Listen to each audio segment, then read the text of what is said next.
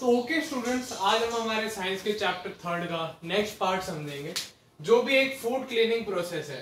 इसको हम कहते हैं सीविंग। क्या अभी तक हमने क्या क्या पढ़ा है? अभी तक हम फूड की क्लीनिंग समझ रहे, जैसा आप सबको याद है कि हम फूड कैसे क्लीन करते हैं, उसकी प्रोसेसेस क्या क्या है। तो उसकी जो अब नेक्स्ट प्रोसेस हम पढ़ने वाले हैं वो है सीविंग।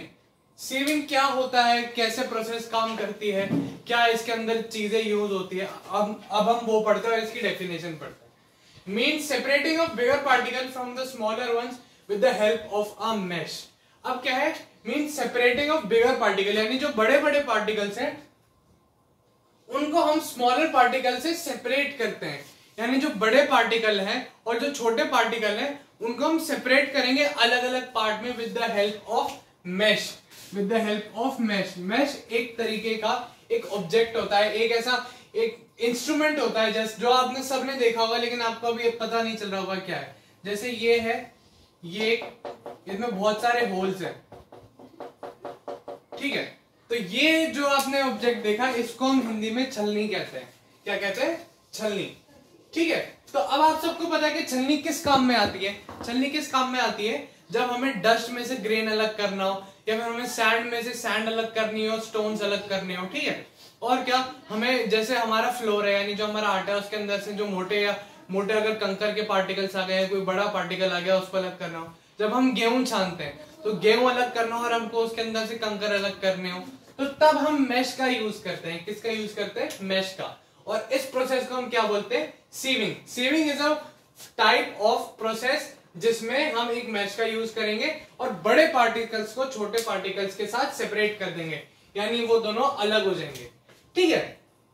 जो नेक्स्ट हमारी प्रोसेस है वो काफी इंपॉर्टेंट है और थोड़ी सी समझने वाली है, ठीक है। तो इस प्रोसेस को हम ध्यान से समझेंगे। इस प्रोसेस को हम बोलते हैं सेडिमेंटेशन। क्या बोलते हैं? सेडिमेंटेशन। अब सेडिमेंटेशन क्या होता है, कैसे होता है, अब उसकी हम प्रोसेस देखते हैं। Allowing the heavier particle to settle down. अब क्या होता है, अब हम एग्जांपल से समझते हैं। हमने एक पानी का बड़ा जार लिया, यानी कोई टब लिया या कुछ भी लिया, उसके अंदर हमने बहुत सारे कंकर पत्थर डाल दिए। कंकर पत्थर अगर हमने डाले तो क्या होगा, वो पानी में पहले तो हमने ऊपर डाले और वो थोड़ी देर बाद जाके नीचे बैठ जाएंगे। अब क्या हुआ, वो थोड़े बहुत ज्यादा बड़े बड़े पत्थर थे। अब मैं क्या करता हूँ, उसमें थोड़ी सी मिट्टी डालता हूँ। मिट्टी डालने से क्या होगा, मैंने एक टब लिया बड़ा, उसके अंदर मिट्टी डाली और उसको खूब मिलाता गया, बहुत देर तक मैंने उसको मिलाया, लेकिन वो उसके अंदर सॉल्युबल नहीं है, यानी उसके अंदर वो मिल नहीं सकते, यानी उसके अंदर वो मिक्स नहीं हो सकते। तो 1 घंटे बाद, 2 घंटे बाद क्या होगा, जितने भी डस्ट पार्टिकल है, जितनी भी मिट्टी है, जितना भी उसमें गंदगी है, जो हेवियर पार्टिकल है यानी जो भारी पार्टिकल है, वो पानी में क्या होगा, पहले तो मिक्स रहेंगे, लेकिन टाइम के साथ साथ वो क्या करेंगे, नीचे सेटल डाउन कर जाएंगे। क्या कर जाएंगे?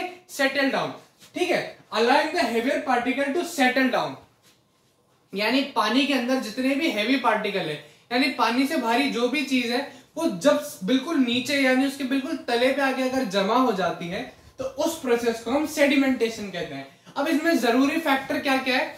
जो पानी है उसके अंदर जो हेवियर पार्टिकल है उसमें सॉल्युबल नहीं होना चाहिए, क्योंकि अगर हमने मान लो चीनी ली, अब चीनी को हमने उसमें मिला दिया, चीनी भी बड़ा पार्टिकल था, लेकिन वो उसमें सॉल्युबल है, उसमें मिक्स हो गया। अब हम उसको 2 दिन, 3 दिन, 4 दिन, 5 दिन, 10 दिन कितना भी रखे, लेकिन वो नीचे ऐसे एक्यूमुलेट यानी नीचे खट्टी या नीचे सेटल डाउन नहीं होगी, तो उसमें हमको इनसॉल्युबल यानी ना मिलने वाली पानी में जितनी भी इंप्योरिटीज होंगी, जिनका साइज बड़ा होगा, यानी नॉर्मल से पानी के जो मॉलिक्यूल है उससे बड़ा साइज होगा, वो सारे सेटल डाउन कर देंगे और थोड़े से हेवियर होने चाहिए।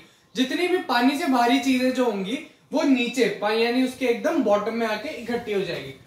देखो इसमें अगर हम देखें तो क्या है, एक हमने बीकर लिया है, बीकर के अंदर हमने पानी भरा, पानी के अंदर क्या क्या है, सैंड और क्ले है। सैंड और क्ले पहले बहुत ज्यादा मिक्स हुई हुई थी। क्या हुई हुई थी? मिक्स हुई हुई थी, लेकिन with the passage of time यानी समय के साथ साथ क्या हुआ, जितनी भी सैंड और क्ले थी वो नीचे जाके सेटल डाउन हो गई है। अब इसके बाद क्या करेंगे, अगर सेटल डाउन हो भी गया तो उससे होगा क्या क्या अब हम प्रोसेस करेंगे डिकेंटेशन की शुरू। डिकेंटेशन क्या प्रोसेस होती है?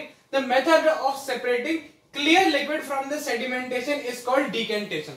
अब क्या हुआ, ये हमने बीकर लिया था, बीकर में पानी भरा था और गंदगी वाला पानी जो था उसके अंदर क्या हुआ, जो गंदगी थी वो सारी नीचे बैठ गई और साफ पानी ऊपर आ गया। अब हमें सिर्फ साफ पानी चाहिए, तो जब हम साफ पानी को इससे अलग करते हैं, यानी जो क्लियर, यानी जो ऊपर का जो क्लियर लिक्विड है, जो ऊपर का जो साफ लिक्विड है, उसको अलग करने के प्रोसेस को हम क्या कहते हैं? The method of separating the clear liquid from sedimentation. Sedimentation के बाद बचा हुआ जितना भी फिल्टर पानी है, यानी जितना भी साफ जो क्लियर लिक्विड है, उसको अगर हम निकाले तो उस प्रोसेस को हम डिकेंटेशन कहते हैं। अब डिकेंटेशन हमें कैसे करना होता है आप देख लीजिए। ये हमने सेडिमेंटेशन वाला लिया, सेडिमेंटेशन वाला हमारे जार है, ओके। तो अब क्या होगा, ये ऊपर तो इसके फ्रेश वाटर है, लेकिन जो जितनी भी इंप्योरिटीज हो, जैसे मान लीजिए ये नीचे इकट्ठी हो रही है, ठीक है। और जो फ्रेश वाटर है या फिर जो क्लियर वाटर है, वो हमने इसके अंदर दूसरे बीकर के अंदर दूसरे बीकर के अंदर स्टोर कर लिया, ठीक है। तो ये हमारा जो क्लियर वाटर है वो आ गया, और जितनी भी सैंड, क्ले और जितनी भी इंप्योरिटीज थी वो इस जार के अंदर रह गई। तो ये प्रोसेस है सीविंग की, ये है सेडिमेंटेशन, ये है डिकेंटेशन, ये इसका डायग्राम है। आप सब चीजें नोट कर लीजिए एक बार।